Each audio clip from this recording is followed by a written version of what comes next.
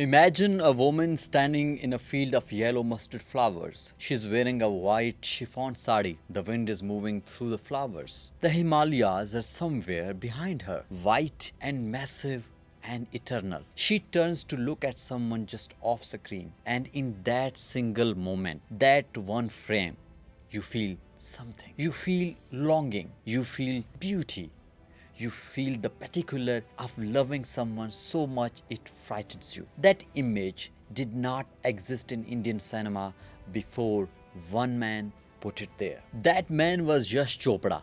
And today we are going to talk about how one filmmaker changed the way a billion people understand love. Yash Chopra was born in 1932 in Lahore, in what it is now Pakistan. He came from a family with no connection to cinema. He arrived in Bombay in the 1950s, took a job as an assistant director and spent years watching, learning and absorbing movies. His early career was shaped by his elder brother, B.R. Chopra, under whom he directed his first film, Dil To Pagal Hai, in 1959. But it was his second film that announced who truly he was. Waqt in 1965 was unlike anything Bollywood had seen before. It was glamorous, it was visually confident, and the costumes, the setting, the camera, everything felt expensive and intentional. It was a blockbuster.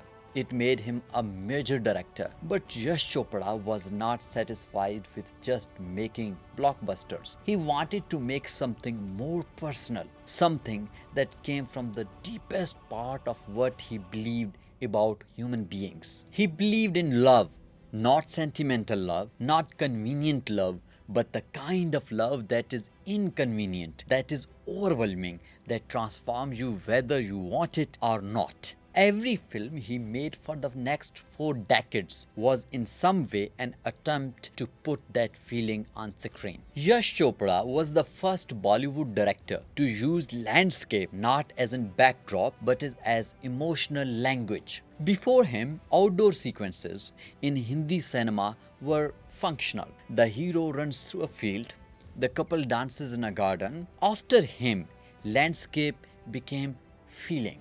The Swiss Alps in Chandni, the Kashmir valleys in Silsila, the mustard fields that became so associated with him that they became a Bollywood cliche, imitated by every director who came after. But what people miss when they copy him is why those landscapes work. They work because Chopra always chose locations that felt simultaneously vast and intimate. The Himalayas make you feel small, but a woman standing alone in a mustard field makes you feel her loneliness as something immense, something as large as the world around her.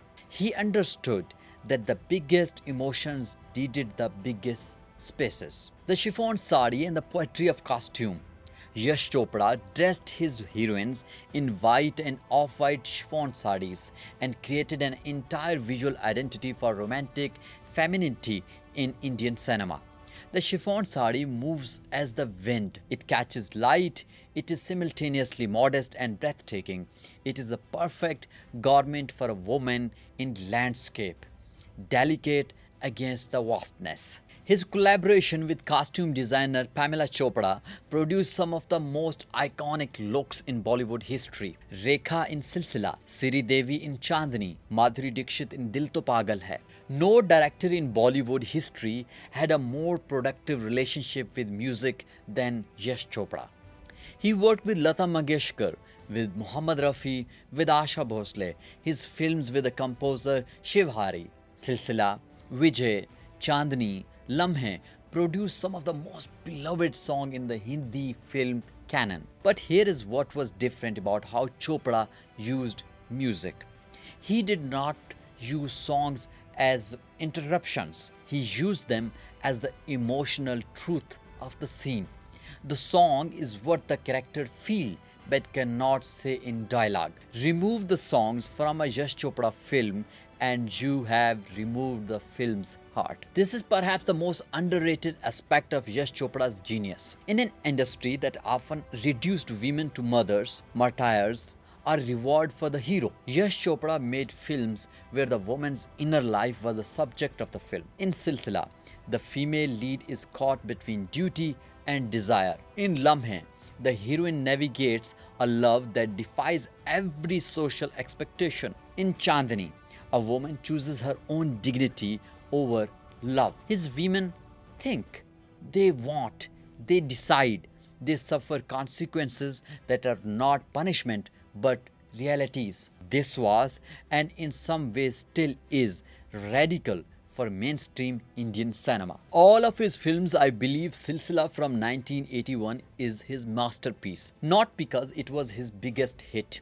It was actually considered a disappointment at the box office when it was released, but because it is the most honest, most painful, most artistically ambitious thing he ever made. Silsila is a love triangle, but not a typical one. Amit, played by Amitabh Bachchan, is in love with Chandni, played by Rekha. He is forced by circumstances to marry someone else, Jia, played by Jia Bachchan, Amitabh's real wife. And then Amit meets Chandni again. This film is about a man who is good husband but cannot stop loving someone else. And it asks a question that no Bollywood film had dared to ask before. What do you do when duty and love are in permanent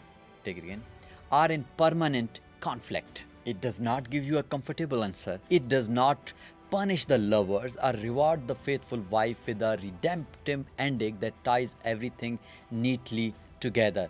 And the reason is, it is so electric, so uncomfortable, so alive, is that the audience knew they were watching real life bleeding into function.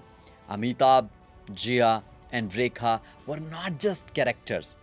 The tension between them was not just acted. Yash Chopra had the courage to make a film about love that was honest. And the mustard field of Silsila, shot in Kashmir with a quality of light that has never been replicated, make that honesty feels like poetry.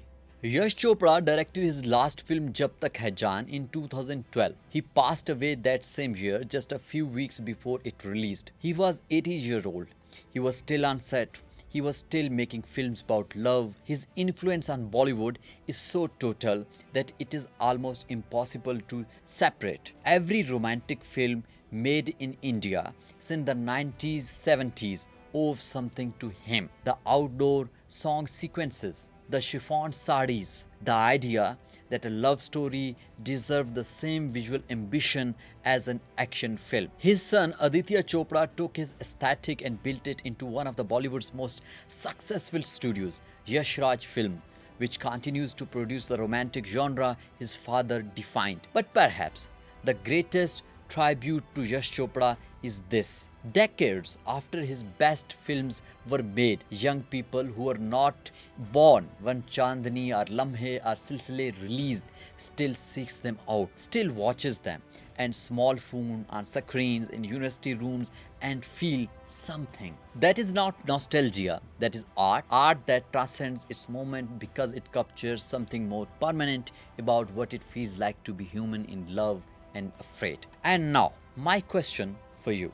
Which Yash Chopra film hit you the hardest and why? Is it Silsila, Chandni, Dilwale Dulhaniya Le Jayenge, Dil To Pagal Hai, or something else entirely? Let me know below. And if you want more director breakdowns like this one, subscribe.